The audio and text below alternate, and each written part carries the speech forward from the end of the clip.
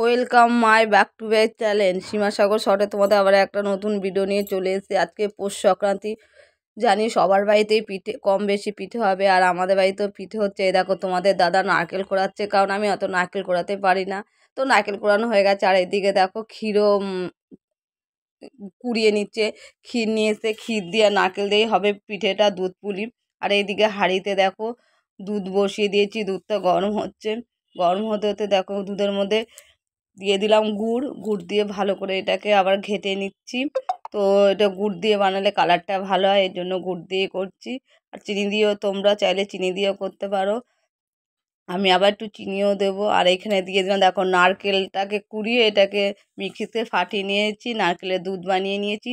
এই দুধটাকেও দিলাম, নারকেলের দুধটাকেও দিয়ে ভালো করে এটাকে নাড়িয়ে চাড়িয়ে আর একটু ফুটতে দিলাম। ওটা ততক্ষণ ফুটুক। আর এইদিকে দেখো নারকেলগুলোকে কুড়িয়ে নিয়েছি, ওই নারকেলগুলোকে এখন আমি জাল দিয়ে নেব। মানে দুধ পুলি করতে গেলে তো নারকেলটা জাল দিতেই হয়, এই জন্য গুড় দিয়ে আমি ভালো করে নারকেলটাকে জাল দিয়ে নিচ্ছি। আর ওপর দিয়ে আবার একটু খোয়া ক্ষীর ছড়িয়ে দিল, খোয়া ক্ষীর আর একটু এলাচ দিয়ে দিয়ে ভালো করে এটাকে পাকিয়ে নিচ্ছি নারকেলটাকে। এটা বেশি পাকাতে হবে না, নারকেলের নাড়ুর মতন, এটা অল্প পাক দিলে হয়ে যাবে। আর এদিকে দেখো ময়দাটাকে ভালো করে মেখে ছোট ছোট করে কেটে নিচ্ছে সাইজ মতন, যেন সবগুলোই ভালো সুন্দর সাইজ হয়। তো এগুলোকে ভালো করে কেটে নিয়ে দেখো তোমাদের দাদা বানানো শুরু করে দিয়েছে, আর আমিও বানিয়েছি, কারণ আমি দেখাতে পারছি না, আমি ক্যামেরাটা করছিলাম। তোমাদের দাদাও অনেকগুলোই বানিয়ে নিয়েছে, তারপরে আমি আবার বানিয়েছি। তো দেখো কত সুন্দর করে তোমাদের দাদা এইসব জিনিসটা খুব ভালোই পারে, পিঠে টিঠে এসব সুন্দর করে বানাতে পারে। পিঠে করার পরে ছিল অনেকগুলো লেচি, সেই লেচিগুলোকে দিয়ে আবার একটুখানি দুধ, ওইগুলো দিয়েও আবার একটুখানি কুলি পিঠা কেটে নিয়েছিল। তো এগুলোকে বানিয়ে দেখতেই পাচ্ছ সুন্দর করে বানাচ্ছে। দেখো কত সুন্দর হয়ে গেছে দুধ পুলিগুলি, দেখো কত সুন্দর সাইজের, ছোট ছোট সুন্দর হয়েছে, দেখতে সুন্দর হয়েছে।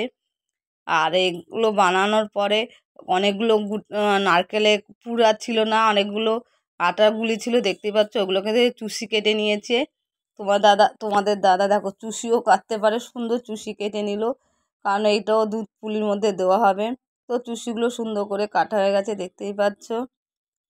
তারপরে এদিকে দুধটা জাল দিয়ে আবার চিনি দিয়ে দিলাম, গুঁড়ো দিয়েছি, অল্প করে চিনি দিলাম যদি মিষ্টিটা কম হয়। তারপরে আবার দিয়ে দিলাম খোয়া ক্ষীর, দেখতেই পাচ্ছ খোয়া ক্ষীরটা দিয়েছি।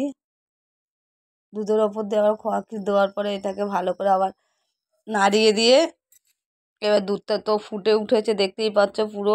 এবার একটা একটা করে আমরা দুধ পুলিগুলো দুধের মধ্যে ছেড়ে দিচ্ছি, দেখতে পাচ্ছ সুন্দর দুধ পুলি সব দেওয়া হয়ে গেছে। এবার ফুটে এসছে, তার আগে আবার চুষিগুলো যেগুলো কাটা হয়েছে সেগুলো ওপর দিয়ে দেওয়া হলো, আর সুন্দরভাবে হয়ে এসছে পিঠেটা, দেখতেই পাচ্ছ। আর বেশি গাঢ় করব না, তো আমরা নামিয়ে ফেলছি।